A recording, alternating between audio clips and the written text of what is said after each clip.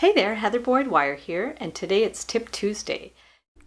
Today I'm going to show you how to make perfect loops for earrings. You are going to use 20 gauge wire. I have a variety of beads.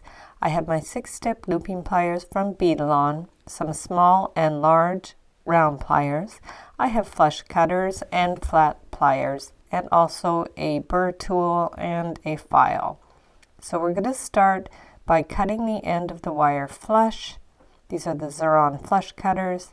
And then I'm going to use my small size round nose pliers to make a little loop at the end of the wire.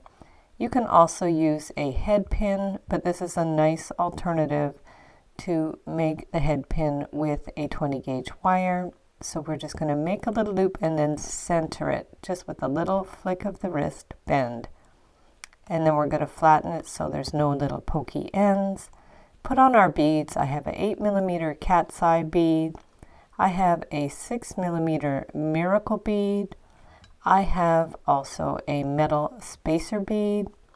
I love these 6mm faceted glass beads. And of course a little seed bead to finish it off. So we're going to hold those beads snugly and cut the wire to about 3/8 to 1/2 inch. Cut it flush, and then get our larger round nose pliers. You can also use the looping pliers and bend the wire back and around. So we're just going to slowly curve it around so it's centered. And then we're just going to use our flat pliers to pinch it shut so it's not pokey. And then I will do this again. I'm going to show you slowly just turning the end with the round pliers and then bending it back to center it. I have a different variety of beads. I'm going to cut it to about 3/8 to 1/2 inch. Now get your round pliers, bend it back at an angle, and slowly curve it around. Just go slowly with it. So we want it to meet and then it's centered. And you can press it flat so it's not pokey. So now if you want to make your own earring hooks, we're going to use the 6-step looping pliers. These are great because you can get the loops a consistent size. So I'm using the smallest size, and I'm just going to do a simple curve. I'm not going to bend it back or center it. I'm just doing a simple curve. Now I'm going to line up the two wires, so making the earring hooks the same size. Go to a larger loop and bring the wire around.